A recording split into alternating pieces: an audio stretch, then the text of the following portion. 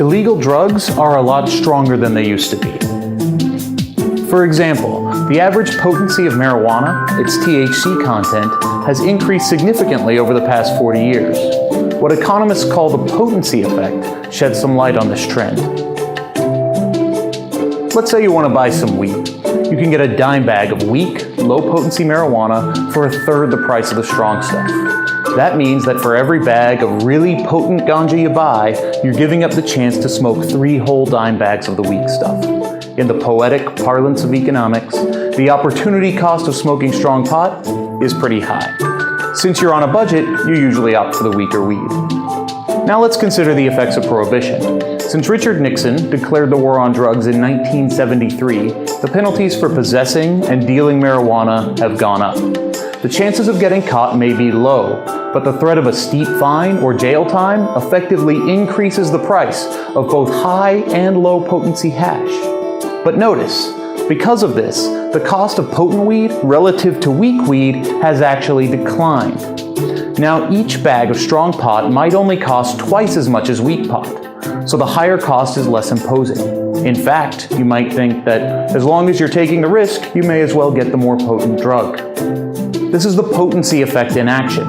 The larger the penalty, or the greater the chance of getting caught, the smaller is the relative price difference between strong and weak drugs. That means that laws prohibiting drugs can actually increase the proportion of stronger drugs being used, which helps explain why potency has risen as the war on drugs has escalated. Potency effects drive the supply side of the market too.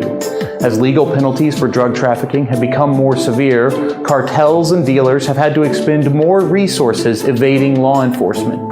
This means concentrated, high-potency drugs like cocaine become even more attractive to sell, since high-value amounts are easier to transport.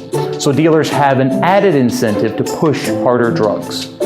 This is why hard liquor displaced beer during alcohol prohibition in the 1920s, and why cocaine use spiked in the 1970s. Of course, not everyone can afford high-end drugs or alcohol, so just as gangsters during alcohol prohibition would dilute whiskey with water, drug dealers in the 1970s began cutting smuggled cocaine with baking soda in order to create crack.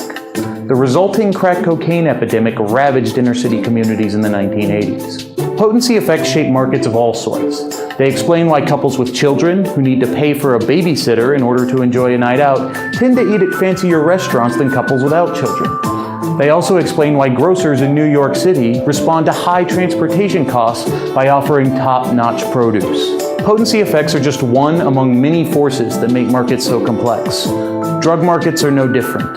So when public policy alters the incentives people face, it can lead to unintended and even disastrous consequences.